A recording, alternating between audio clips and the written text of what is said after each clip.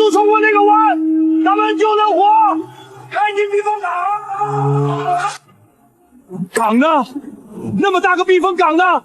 怎么不见了？爸，你忘了吗？昨天是我们亲手逼李有亮拆了避风港，咱们断了自己的生路啊！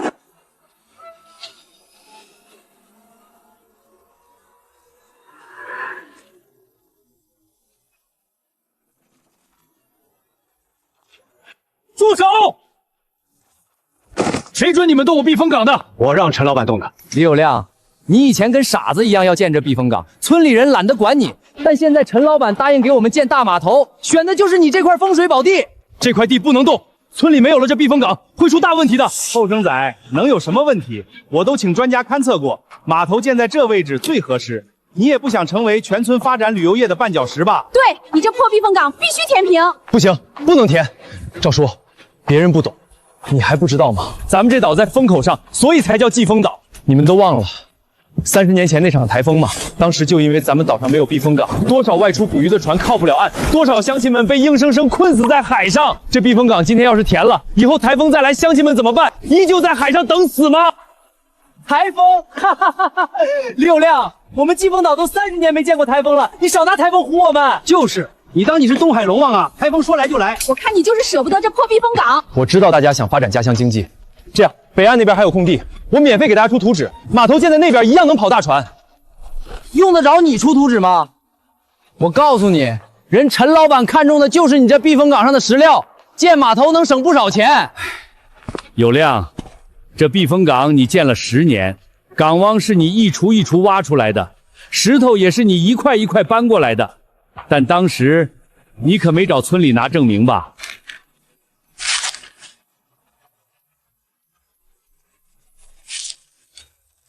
填这避风港，你们根本就没想跟我商量。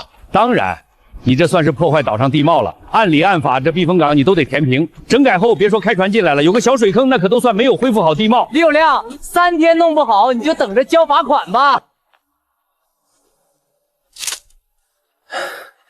好，我填。早答应不就好了，还扯什么台风吓大家？就是，非把自己搞得跟救世主一样。难不成没这破避风港，我们就会出事啊？亮子，你能想明白就行。等填了这避风港，建好码头，游客来了，你捕的鱼也能多卖几块钱，不是？是，这避风港填了，我不会后悔，也希望你们不要有后悔的那天。陈老板，您放心，3天内李有亮就会填平避风港，到时候这码头还得麻烦您修的大一点、漂亮一点。是啊，这样游客才能多，咱们也有位置摆摊卖鱼。陈老板，咱们以后可就都跟着您发财了。洒水了，这避风港一填平，我就叫工人开工，不出1个月，我保证让你们看到全岛最大最亮的码头。到时候你们就等着在家数钱吧。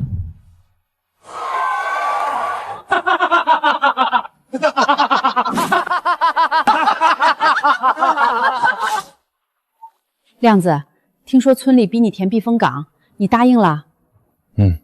不行，我找他们说理去。10年，亮子这10年里一锄都把这避风港挖出来，搭进去10几万，没收过谁1分钱，就为了台风来了能保住他们的老命。这港一填，万一台风来了，他们的码头船能保得住？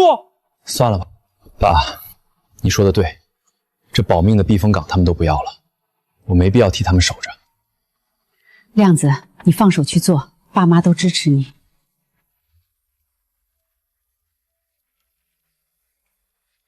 二愣，帮我准备20台推土机，3台拉满石头的大运货车。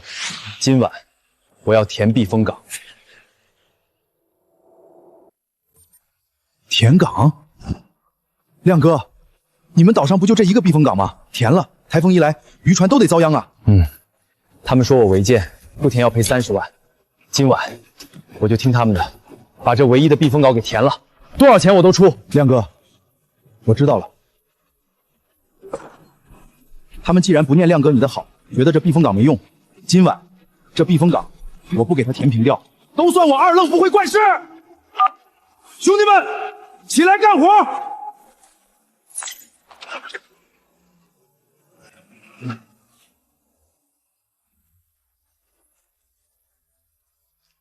亮哥，你说怎么填？石头全给我推进去，不够就用渣土车上的填，干利索点，工费3倍。好。但我有一个要求，亮哥，你说，天亮之前，这避风港要恢复最初的地貌，别说一艘船了，连一个小水坑都不能有。亮哥，你可真够绝的！兄弟们，听见没有？开干，填他个一世太平！你们要填的避风港，我给你们填平了。我也真心希望你们不会后悔。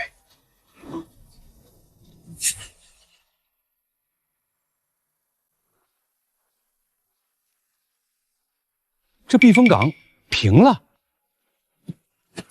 平了，真平了，哈哈哈！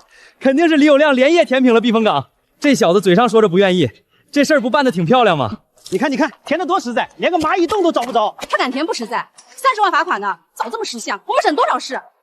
行了，我这就给陈老板打电话，今天咱们就动工。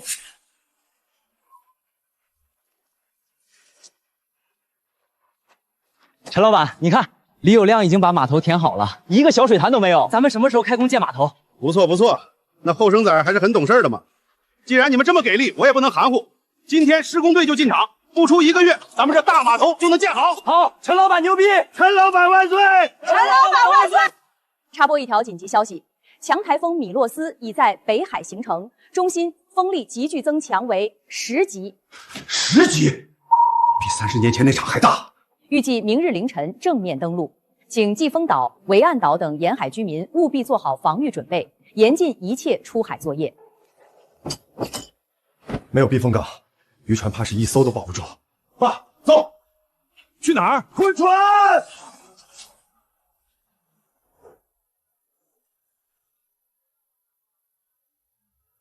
亮子，确定船保得住吗？咱们这位置背风，浪算小的，捆紧点，船能保住。哟，这不咱们的大善人李有亮吗？怎么，避风港一填不敢出海了，准备把船捆死在这儿等着烂掉啊？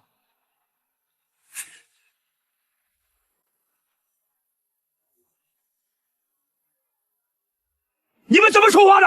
老李，得住话糙理不粗，咱们都是海里讨生活的，填个避风港就不敢出海了？那以后吃什么？西北风啊！就是人陈老板现在已经叫人开工了，最多1个月码头就能建好，到时候鱼价翻番，咱们现在就得出海捕鱼备货。钱叔，你跟他废话什么？有些人啊胆子小，你告诉他捡钱他都捡不明白。捡钱，这钱捡了也得有命花。你什么意思？大家都是老渔民了，自己抬头看看，万里无云，一点风都没有。这天你们觉得对吗？这天好像是有点不对。是啊，今天怪闷热的，风都不吹了。你们少听他鬼扯，有什么怪的？万里无云，没风没浪，正好适合出海。是啊，这天气渔获肯定不少，我看你就是自己不敢去，眼红我们发财。我眼红你们。你们自己看，10级台风米洛斯今天登陆季风岛，你们现在出海。老子出海10几年，这预警准过几回？我看你就是看不得我们好。没错，李有亮，我们不就让你填了个破避风港吗？用得着天天在这咒我们吗？不用管他，咱们出海捕鱼赚大钱。走，出海赚大钱。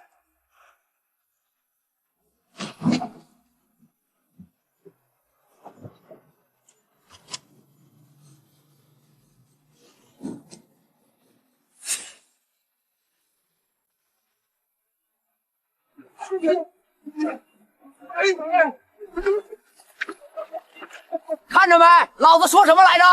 今天最适合捕鱼了。是啊，今天的鱼也不知道发什么疯，直直往海面跑，咱们网一抛下去就有，可比往日要轻松多了。幸好没听亮子的，不然这泼天富贵哪轮得到咱们？就今天咱们捕的鱼，1个月后卖给那些游客，够咱们赚的盆满钵满了。我操，金枪鱼！看着没，就连老天都在帮我们，这么金贵的鱼都往船上窜。我也有，咱们这真是老天爷赏饭吃。风浪越大鱼越贵。要是我们都跟李有亮一样填了避风港就不出海，哪来这发财的机会？李有亮的胆小鬼要是看到这场面，肠子怕是都悔青了。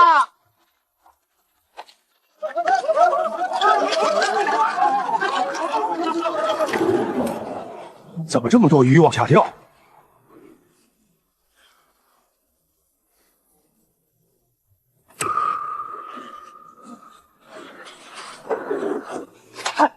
台风，是超强台风。李有亮没有骗人，快掉头，全速往回开，快点，快掉头啊！加速冲过那个弯，开进避风港，咱们就能活。港呢？那么大个避风港呢？怎么不见了？爸，你忘了吗？昨天是我们亲手逼李有亮拆了避风港，咱们断了自己的生路啊！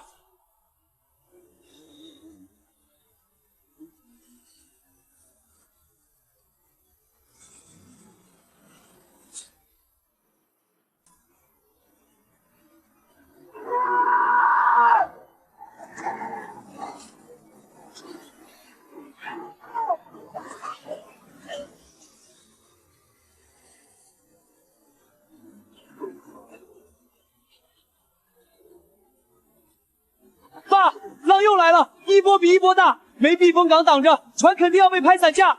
咱们弃船游回去吧。不行，这船可是老子拿房子抵押贷了30万买的，船没了，咱们家就什么都没了。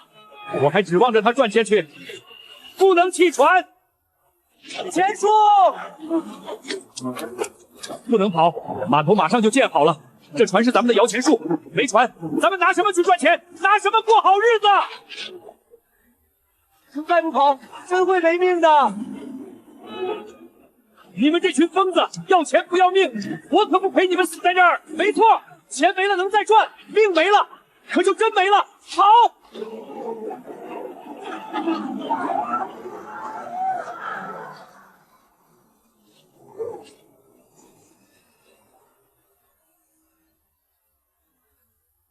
爸，咱们弃船吧，我真的不想死。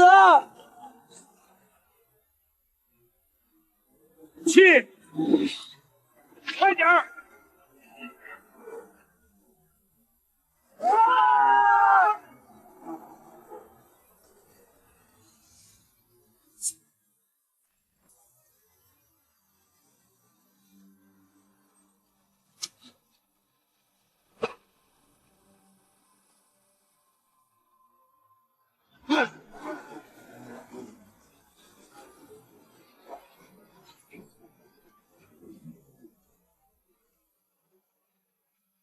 没了，咱们谋生的家伙全没了，完了，30万，这船我贷了30万呐，这1分钱还没挣着，怎么就都没了？以后我们靠什么活啊？如果当时我们听李有亮的，不填避风港，是不是就不会出事？放屁！这跟填不填避风港有什么关系？不填避风港，怎么建码头？怎么发大财？要我说，今天这事儿全怪李有亮，他什么时候填避风湖不好，偏偏得昨晚填好。今天这损失，咱们必须要去找李有亮承担。德柱说的对，李有亮晚填几天避风港，不就什么事儿都没有了？都怪他，都是他的责任。咱们今天的损失就得他来赔偿，光赔今天的损失哪够？要不是他昨晚把港填了，咱们的船今天能平安回来？未来1个月能囤多少鱼？码头一开能卖多少钱？这笔账也得算他头上。没错，我们的损失，李有亮的一分不少吐出来。大家跟我走，要钱！走，要钱！李有亮，给老子滚出来！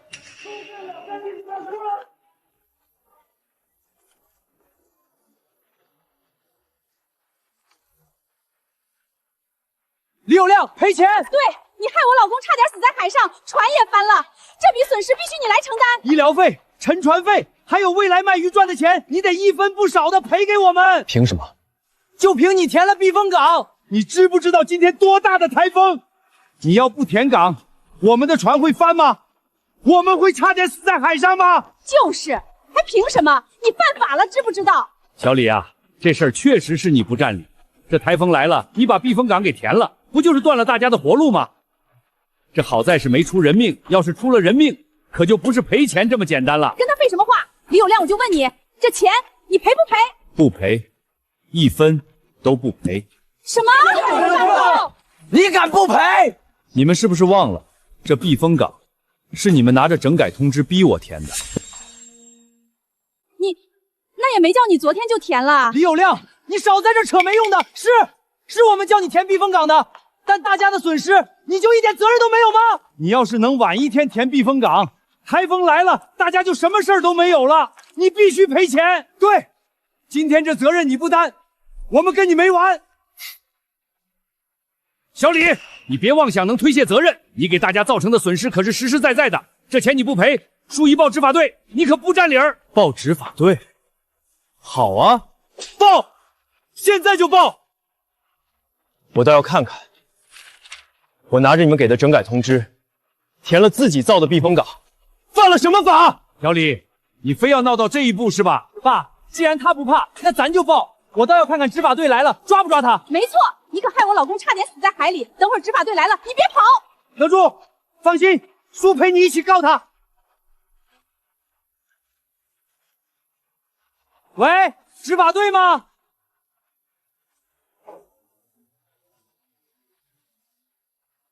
谁报的执法队？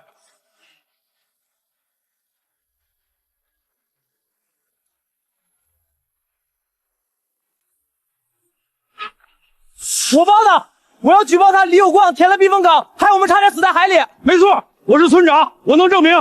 我家刚买了30万的新渔船，今天全在台风里了，这损失必须由他承担。我也能作证，要不是他在台风来前填了避风港，我们家的船也不会沉。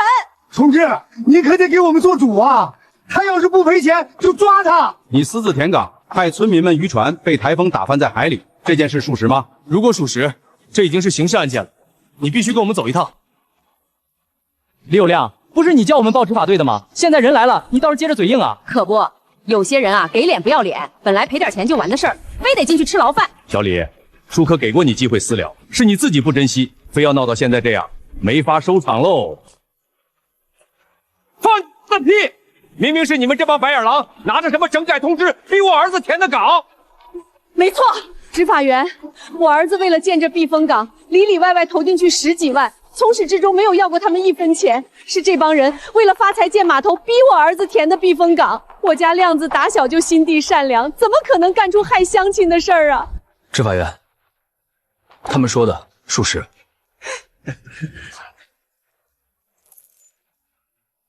但这避风港不是我要填的，是他们拿着整改报告逼我3天内整改，否则要我赔偿30万，所以这港我不得不填。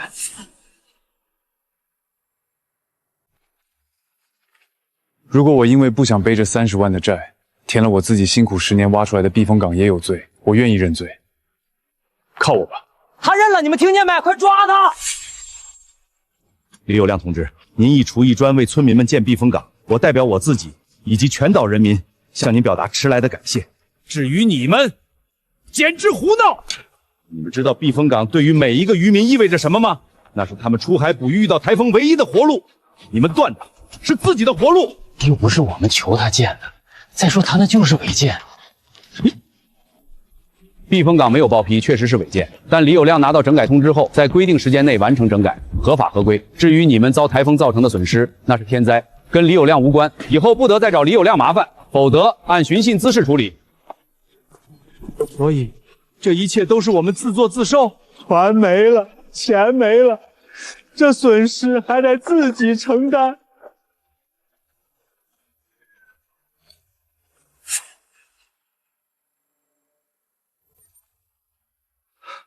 德柱，人执法员说李有亮没问题，咱们该怎么办啊？咱们船也沉了，以后连个吃饭的门路都没有，还怎么活啊？明年我家小子要结婚，彩礼还没着落，我还指望着打鱼给他攒钱呢。够了！就你们家有事儿，我家还欠着30万，我说什么了？你们是不是忘了？陈老板已经在给我们建码头了。等码头建好，旅游一搞起来，满岛的游客，咱们干什么不能赚钱？德柱说的对呀，有了客流量，鱼就能卖高价，我大不了再贷一笔，重新买船。这么说来，我在码头开一个小卖部，卖水卖零食也能赚。我就算卖点岛上的特产，好像也成。就是，咱们逼李有亮填避风港，那是为全村谋发展。等码头建好了，某些人可别想踏入码头半步。走，找陈老板去，问问码头还有多久能完工。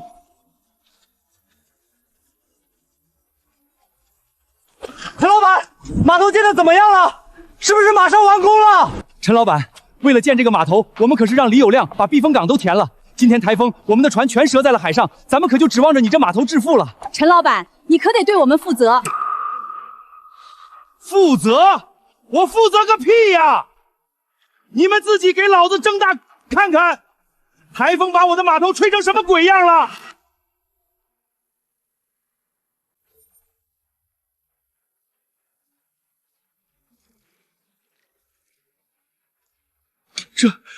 这怎么可能？码头也毁了！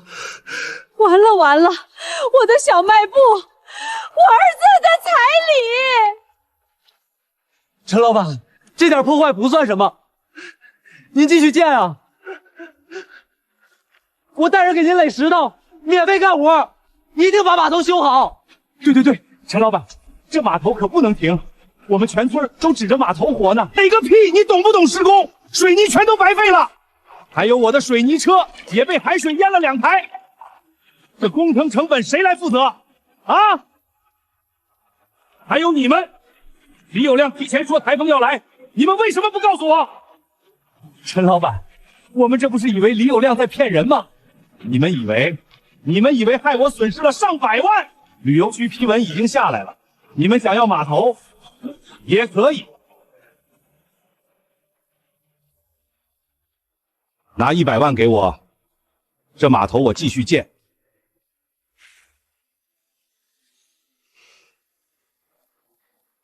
有亮哥哥，你在家吗？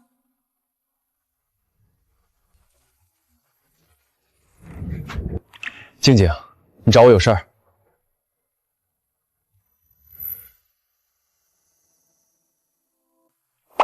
有亮哥哥，我是来找你收鱼的。这位是柳氏集团的总经理柳如月，柳总，他们家世代都是做渔产生意的。柳如月，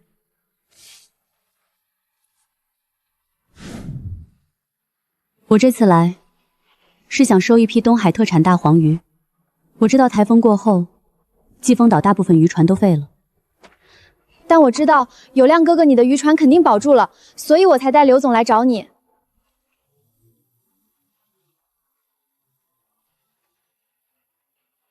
台风过后，大黄鱼确实更容易捕捞，现在也正是季节。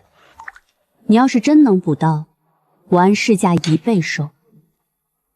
好，这是10万定金，如果你捕不到，违约金就是定金的1倍。这几天我住静静家，你捕到鱼随时联系我。避风港填进去这么多钱，我也确实该为今后打算了。要是能捕捞到一批大黄鱼，这次应该能赚不少。就是不知道那艘渔船保住没。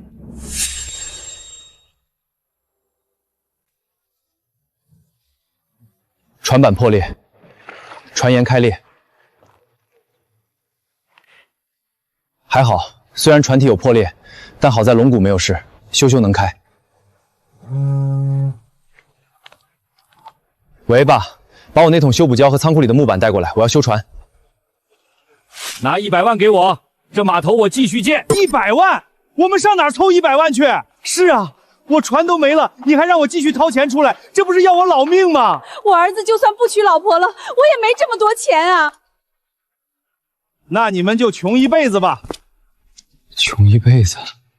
不行，绝对不行！陈老板，建，我们建，不就是100万？你们用得着这么抠搜吗？大家凑凑就出来了，旅游区批文都下来了，只要码头建好，以后来的游客成千上万，咱们不愁这100万还不上。德柱说的好像也有点道理。可是没有可是，德柱说的对，我都贷30万了，还差再贷点吗？人这一辈子有几回能翻身的机会？大家听我的，一起贷款建码头。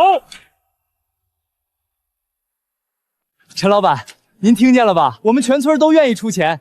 您看这码头啥时候能开工？钱到位，马上就能开工。你们啥时候凑齐，啥时候给我个信儿就行。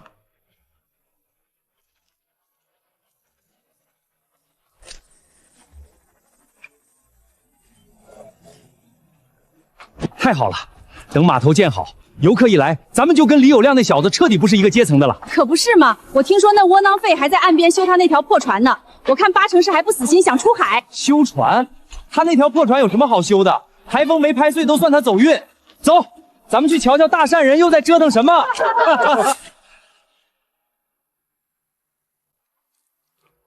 亮子，台风才刚过，现在修船出海会不会太冒险了？爸，我看气象图了，台风已经过去了，这几天海面是最稳的时候。更重要的是，6月是大黄鱼最肥的季节，过了这阵子再想补就难了。行，那听你的，咱们干。哟，李有亮，你这是准备出海？你是趁着我们船都烂了，想一个人偷偷吃独食，出海打鱼？亮子，不是叔说你，你就算捕再多鱼有什么用？这码头现在是我们一起投资的，等游客来了，你那点鱼怕是连码头都上不去卖。我们就不一样了，码头一建起来，我们坐在家里收钱都行，谁还像你一样风里来浪里去的拼命啊？你们够了！不用跟他们吵，你们建你们的码头，我出我的海，卖货的渠道我自己有，用不着你们操心。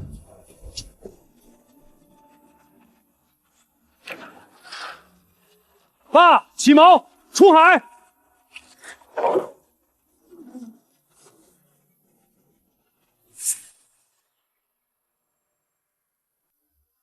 哈哈哈哈哈！蠢货，开着一条破渔船出海，能捕到什么鱼？放心，就算让他捕到了，用不了多久，他也一定会回来求咱们。他就算跪下来求我也没用，我也不会让他占咱码头半点便宜。到时候我非得亲眼看着他那些鱼烂在家里。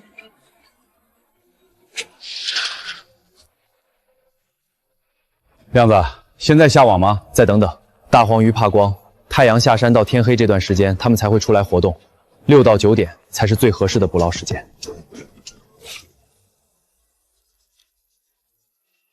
爸，下网！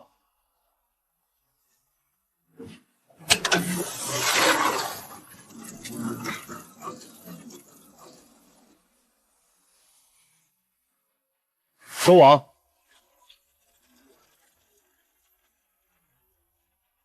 亮子，有货！这一网有大货！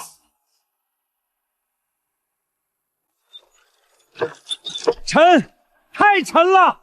这网兜了多少东西？爸，使劲儿，马上出水了！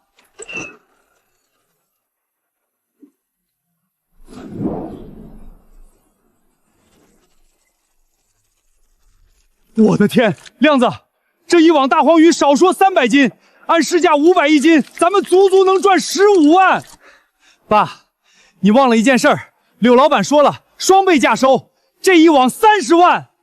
30万，一网？没错，而且除了这一网，海里还有不少大黄鱼。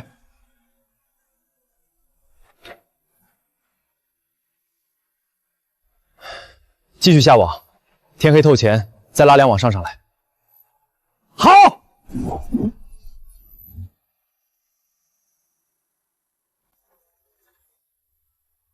老板，听说周老板他们知道这儿有台风，吓破了胆，已经选了其他的地开发度假村了。咱们这码头还要给季风岛的人建吗？建个屁！这破岛经这一遭，谁还敢来旅游？那您还让他们凑钱？我砸进去的水泥车、石料、人工上百万的窟窿，我不从他们身上刮回来，难道自己扛？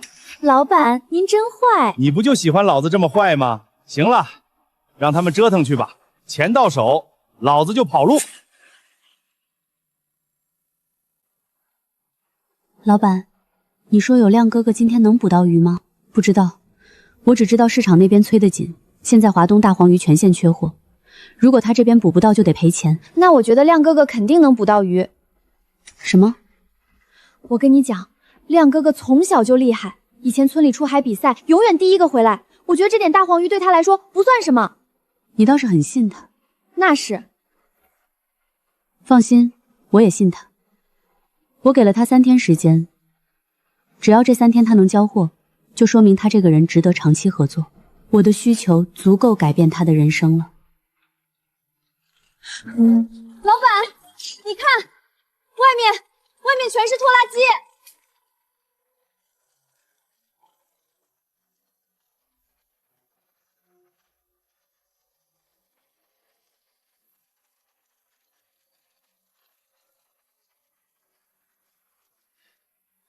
刘老板，1000斤大黄鱼刚刚出水，活蹦乱跳的，都收吗？我给你3天时间，你1天就搞定了。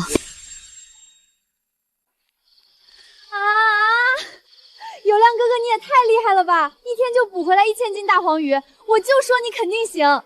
主要是运气好，台风过后鱼群都往浅水区跑，往下去就有了。才不是，全村就你一个人保住了船，就你一个人敢出海，这叫本事。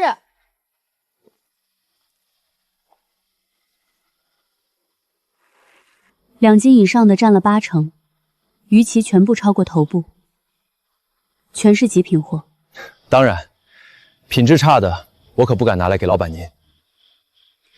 静静结账，按双倍价，1分不少。好。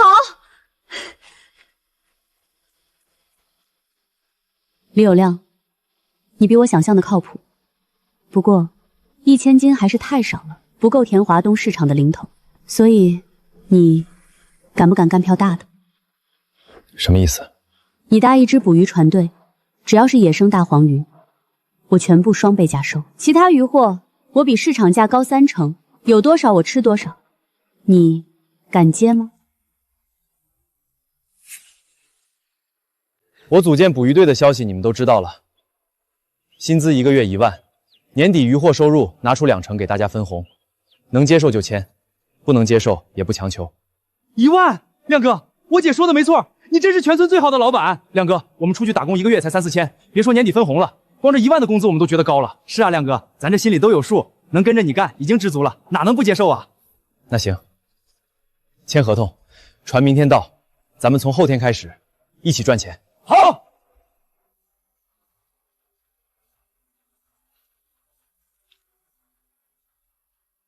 爸，等码头建好，咱们得在最好的位置占个摊位，卖鱼也好，卖饮料也好，游客的钱不赚白不赚。当然，这码头一建，李有亮那小子这辈子都追不上咱了。他抓再多鱼又怎样？连个码头都上不去，鱼都得烂家里。就是，活该他。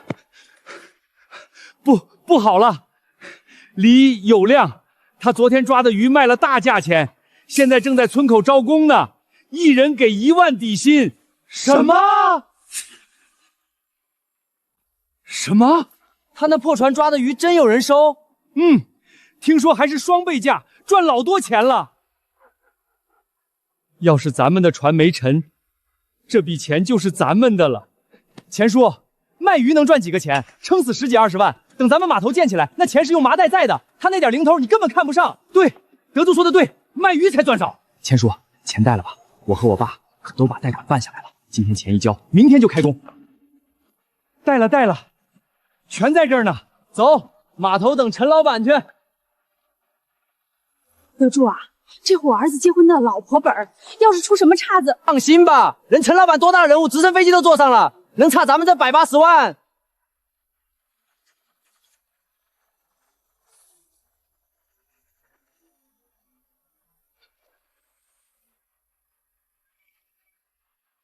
怎么样？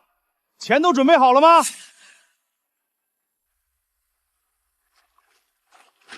陈老板，钱老板，钱到位了，全在这儿，就等您开工了。对，我的也带了，给。陈老板，钱给您。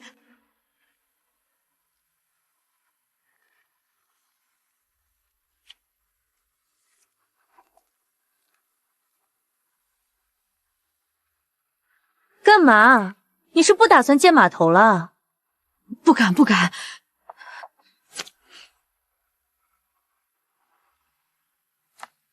陈老板，您看这钱你也收了，码头咱们什么时候弹工？钱到位了，马上就能开工。不过在开工之前有份合同，需要各位签一下。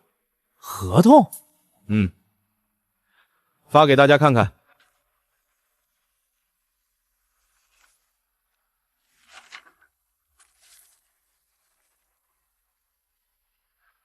陈老板，这合同上怎么写着我们的钱是用作修建码头赔款的，而不是投资？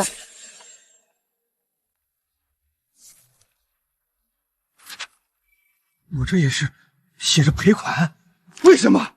为什么是赔款？我们不是投资吗？各位，这码头被台风冲垮了，我把机器、石料、水泥车全砸在这儿了，总得有人承担损失吧？赔款一交，新建码头的钱我照样掏，你们急什么？那我们这钱不算投资，之后码头建好了，我们会什么也分不到吗？怎么？你们当我陈凯说话不算话？行，既然你们不信我，那也没必要合作了。我走。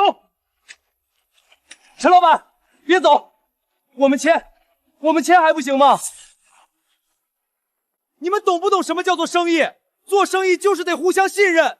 你们得罪了陈老板，他不给咱们建码头，咱们那些沉船的损失一辈子都赚不回来。可我们签的是赔款协议，陈老板万一拿了钱还是不给我们建码头咋办？胡说！人陈老板上千万的机器堆在咱们工厂上，会为了100万连机器都不要了？再说旅游区批文都下来了，他疯了才会放弃这么大的项目。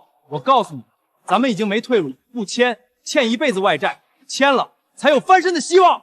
好，德柱，我信你。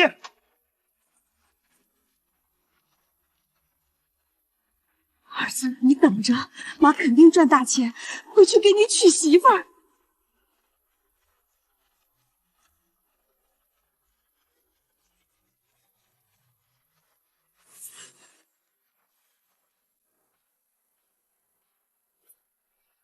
陈老板，钱收了，合同签了，明天能开工了吧？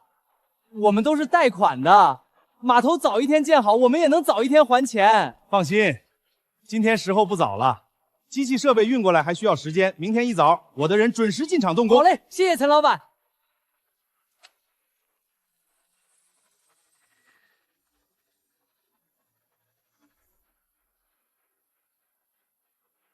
这才大中午，怎么就时候不早了？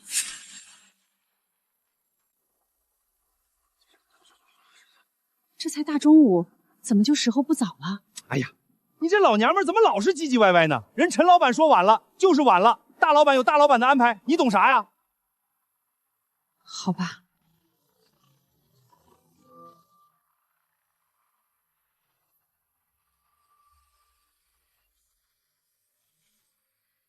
那些泥腿子倒是提醒我了，工地上还有很多机器没运走。老板，您的意思是？今晚让船和工人进港，连夜把工地上的设备全部搬空。记住，动静小一点，别让村里人发现。好。等他们明天睡醒，让他们对着块空地哭去吧。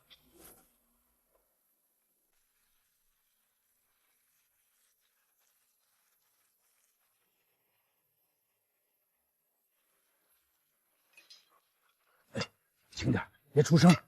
快点，起重机在外面等着。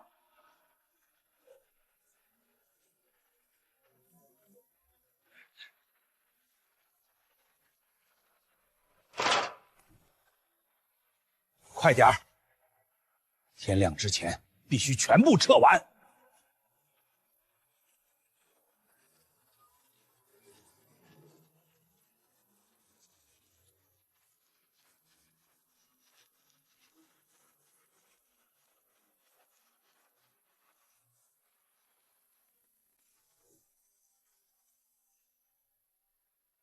亮哥，这船也太新了吧！咱以后就开着这个出海。没错，3艘够咱们用的了，好好干，争取年底换更大的船。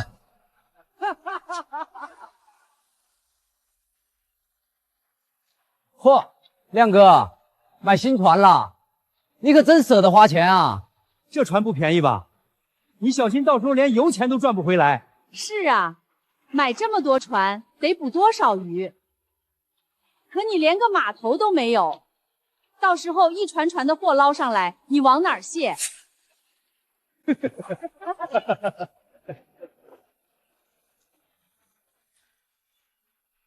关你们什么事儿？我们亮哥早就找好供货商了，多少鱼都有人收。倒是你们整天不干活，就盯着别人眼红。没错，当初是你们自己拿着整改通知逼亮哥填避风港，船沉了也是你们自己非得出海。现在倒好，反过来针对亮哥，你们还有没有良心？不用跟闲人吵架，走，咱们出海。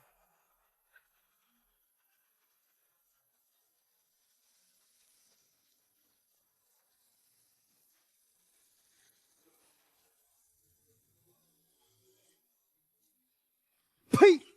神气什么？等着吧，早晚亏死你！就是亏死你！走了走了，今天可是陈老板给我们建大码头的日子，咱们也该去看看咱们的大码头了。到时候让他们看看什么叫真正的牌面。一想到今天是码头开工的日子，心情都变好了。这叫人逢喜事精神爽，咱们马上就要发财了，能不开心吗？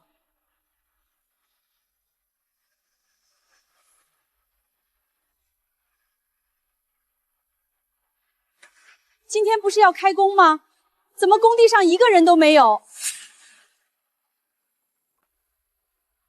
这码头今天咋还没人来修啊？陈老板是不是搞忘记了？德柱，你快给陈老板打个电话问问，别是出了啥岔子。打什么电话？水泥拉过来不要时间啊，机器运过来不要时间啊，人陈老板肯定在准备东西呢。咱们就是来早了，晚点再过来，码头肯定已经开始建了。德柱说的在理，大老板做事讲究排场，哪能跟咱们一样说干就干？也是咱们太心急了。好了，既然陈老板还没到，大家伙先回去吃个早饭再过来。我在这儿等着吧，我亲眼看着开工才放心。你爱等就等吧，反正我不陪你在这儿喝西北风。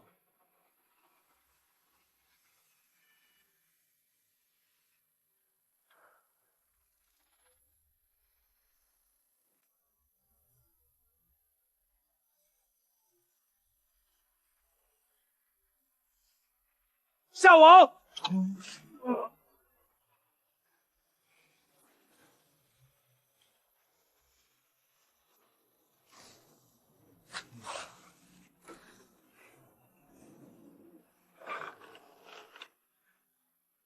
亮哥，我这网有货，好沉，我这也是被什么东西狠狠拽住了，我网兜都快拉不住了。收网，全拉上来。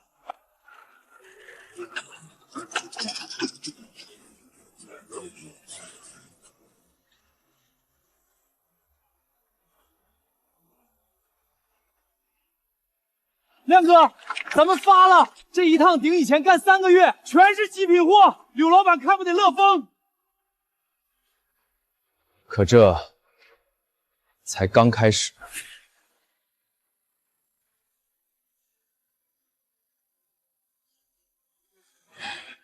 有亮哥，我们在这儿。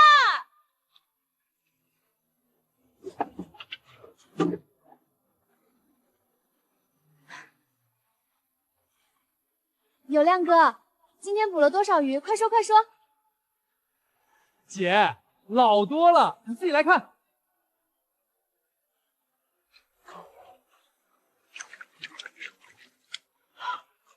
我的天，这么多鱼！这一船少说上千斤吧？那2艘船该不会也……没错，小周，把船舱全掀开。给柳老板开开眼。好嘞。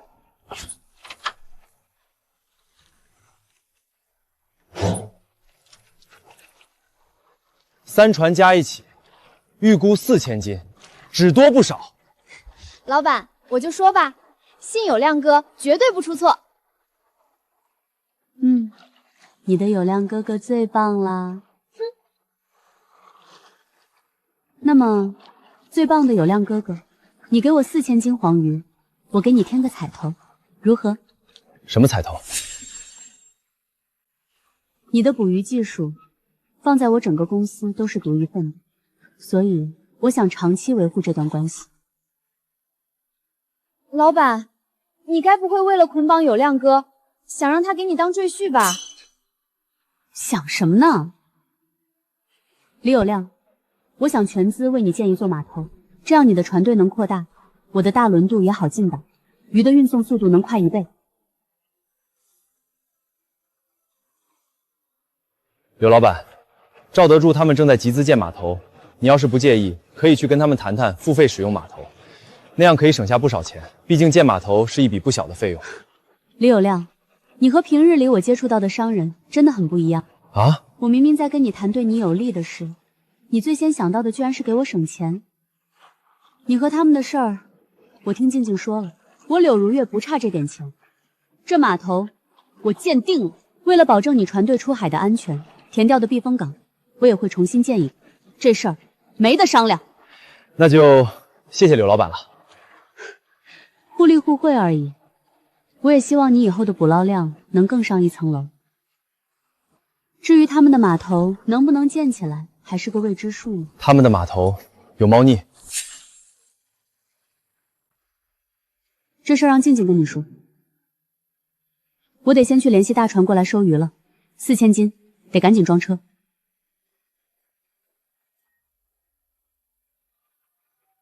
建码头这事儿，本来是如月姐公司底下一个姓周的小股东投的。那个周老板本来想在这片搞旅游区，顺便把公司业务带过来，就委托给了那个什么陈老板。什么？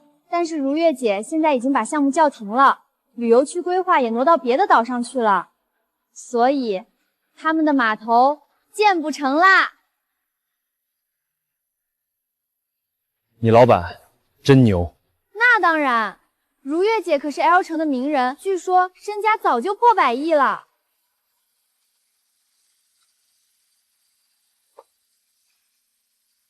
喂，你该不会喜欢上我老板了吧？想什么呢？人家大老板哪看得上我这样的？那可不一定。哼。爸，这个点儿太阳也小了，陈老板应该已经派人开工了，咱去码头看看。行啊，走，看一眼心里踏实。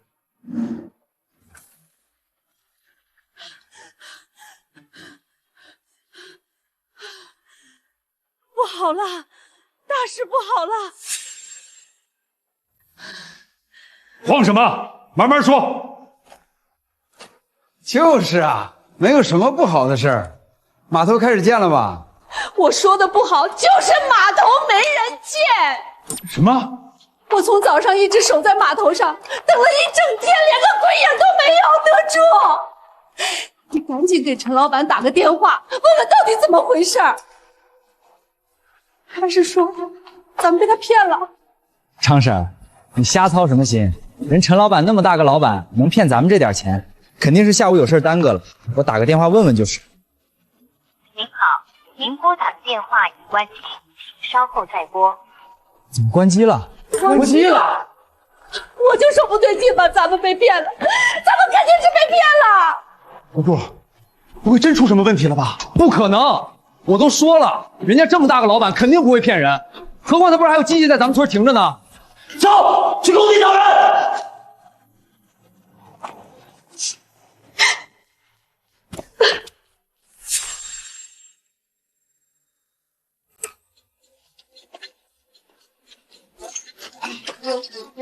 陈老板，我们来看进度了，工人们可以开工了。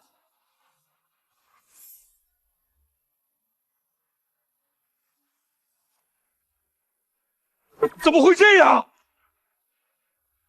空了，怎么全空了？人呢？车呢？那几吨钢架呢？昨天还全在这儿呢。没了，我的棺材本全没了，我贷款投的钱啊！赵德柱，都怪你！要不是你天天在耳边念叨什么大码头发大财，我能把我儿子的老婆本全扔进去吗？张张婶说的对，陈老板拿合同来的时候，我就觉得不对劲儿了。是你赵德柱按着我们的头让我们签的。现在人跑了，你得给我们负责。我哪负得起这个责儿？我家也投了钱，也亏光了。我不管，陈老板跑了，你就得赔我们钱。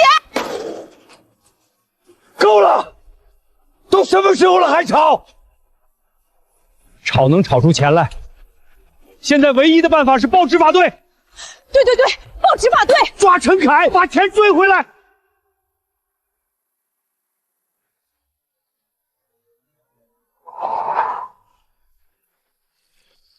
是谁报的执法队？是我们报的。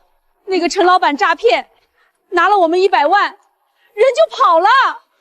没错，我们是投资建码头的。陈凯那家伙把钱卷跑了，你们快抓他！我们的棺材本全搭进去了呀！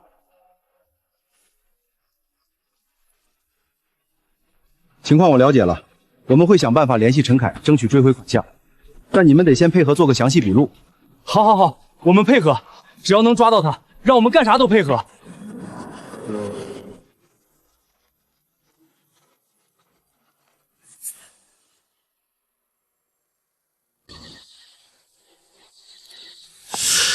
是他，陈老板的秘书，抓住他！不准轻举妄动，先听他说。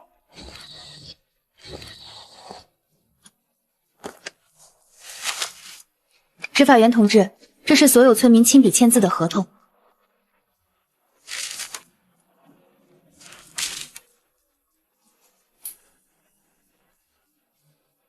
我老板陈凯先生与季风岛村民签订的是码头损毁赔偿协议，款项用于弥补陈老板在建码头过程中因台风遭受的设备损失。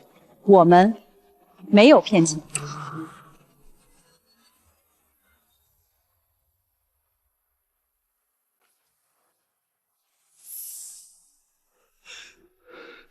你什么意思？当时明明是陈凯说的，签了合同就给建新码头。那你有证据证明吗？没有。但当时就是他亲口答应的呀。对，陈凯亲口说的，签了赔款合同就给我们建新码头。口头承诺在法律上无效的，合同里白纸黑字写的是赔偿，各位也都是自己签的字，不信你们可以问执法官。确实，合同合法合规，签了字就生效。你们没办法强制对方退款。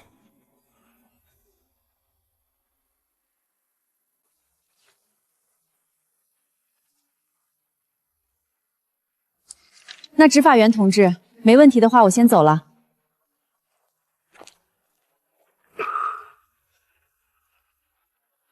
不行，执法员他不能走。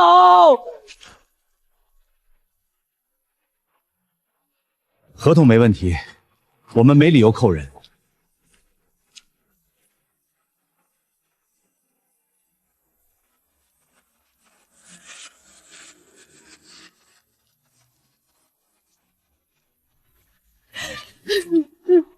事情怎么会变成这样？早知道就不填避风港了。没错，那船还在的话，就算码头建不成，我们还能打鱼养活自己。不像现在，攒了那么多年的钱，一夜全没了。我这辈子算是到头了。到什么头？你们忘了李有亮找的那个女老板了？她收鱼可是双倍价。只要咱们能把那女老板抢过来，照样能翻身。可咱们没有渔船了，怎么把人抢过来？你们傻呀！只要把这单谈下来，跟女老板签了合同，拿了定金，咱们不就有钱买船了？可人家凭啥跟咱们合作啊？那还不简单，李有亮卖双倍价，咱就按原价卖。现在正是产大黄鱼的季节，咱们谁不是捕了10几年鱼的老手？技术不比李有亮差，价格还便宜，女老板不选咱们选谁？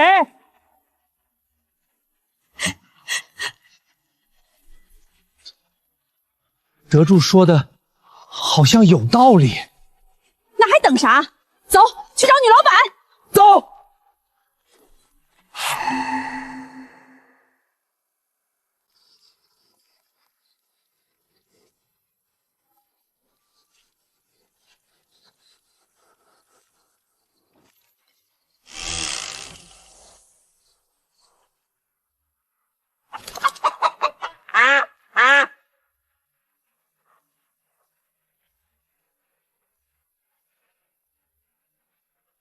你们来干嘛？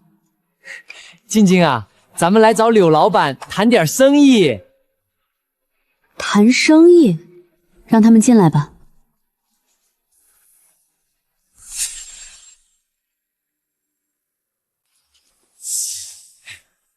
柳老板，您真是美若天仙，一看就不是我们这小地方的俗人。有事说事就行。柳老板，我是这村的村长。我们都听说你找李有良捕大黄鱼的事儿了，想跟您谈合作。哦，怎么合作？我们村里有很多捕鱼的好手，这位是钱叔，这位是德柱，他俩都是捕了10几年鱼的老手，技术绝不比李有亮差。所以呢？所以我们也可以帮你捕大黄鱼啊，价格还能比李有亮低1倍。对，柳老板您是不熟悉我们这儿的行情，被李有亮坑了。咱们都是老实渔民，不要2倍价，原价卖你。李有亮那小子在外面读了2年书，良心都读坏了。你踹了李有亮，跟我们合作就行。你们开出的条件很诱人，但抱歉，我不和背信弃义的人合作。什么？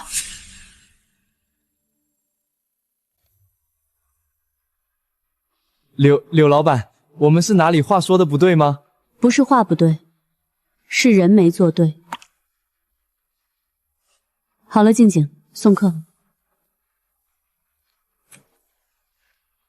请吧。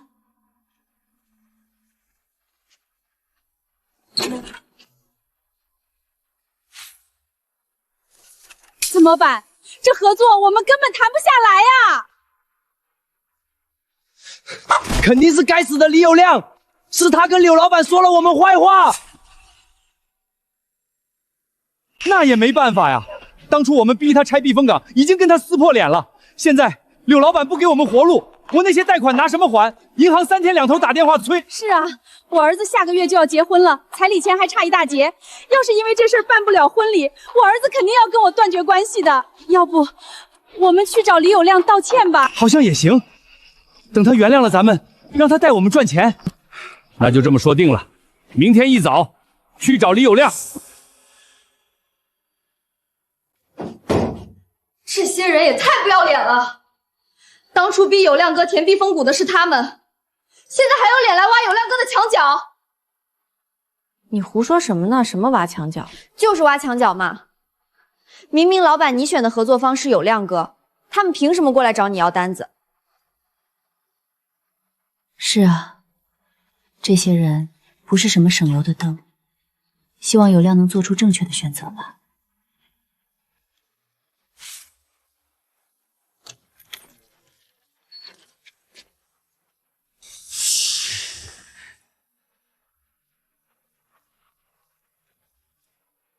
你们又想干什么？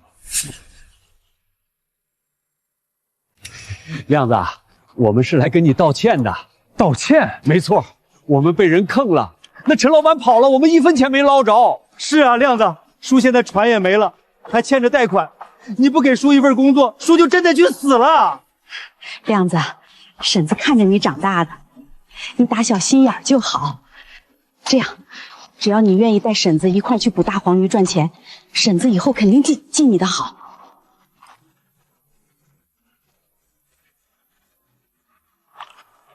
所以，你们是觉得你们道歉了，我就一定要原谅，对吗？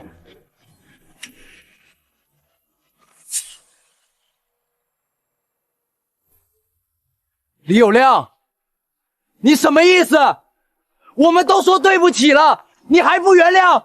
你还是人吗？就是啊，亮子，我们都知道错了，这事儿就翻篇吧。翻篇？你们船没了的时候，我有没有告诉过你们，避风港不能拆？那不是有才说拆了能赚大钱吗？赚大钱？那你们船被台风毁了之后，你们是怎么对我的？那是因为我们的船没了，我们急着用钱啊！所以你们就逼我赔钱，逼我坐牢，举报信都递到执法队了。如果不是那张整改通知在，我今天可能就在监狱里。亮子，叔真的知道错了，求你了，你不帮我们，我们真没活路了。我们认错，我们一定改。亮子，你就原谅我们这一次吧，可以吗？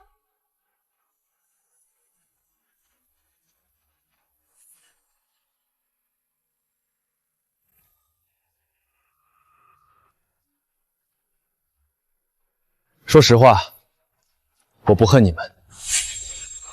亮子，我就知道你最善良了。是啊，亮子，谢谢你，我们以后肯定跟着你好好干。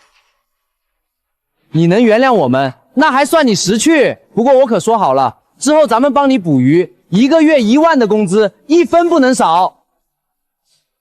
但之后，我不打算跟你们有任何交集了。从今以后，你们走你们的阳关道，我走我的独木桥。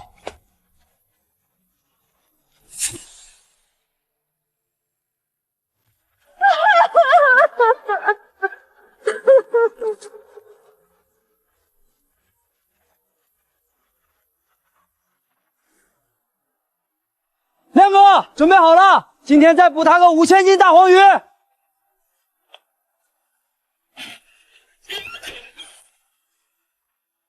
好嘞，出海。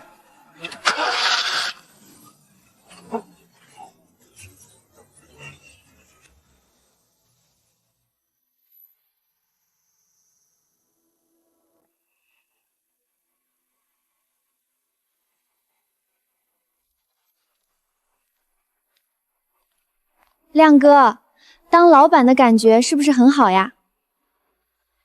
也就那样吧，事情越来越多，忙得脚不沾地。不过，带着兄弟们赚了钱，心里踏实。那是你有良心。我听说有才叔他们最近也改邪归正了，这段时间都在种地还钱，空了就去渔港打零工。唉，当时要不是他们这么对你，现在你一定会带他们一起搞事业吧？好了，不要聊他们了。那聊点别的。亮哥，你今天有空吗？我想请你吃个饭。当然有，要不是你当初把柳老板带过来，我也没有今天。按理说，我还没好好感谢你呢。吃饭，想聊的可不全是工作上的事。李有亮，中午跟我去吃饭，我有事要跟你说。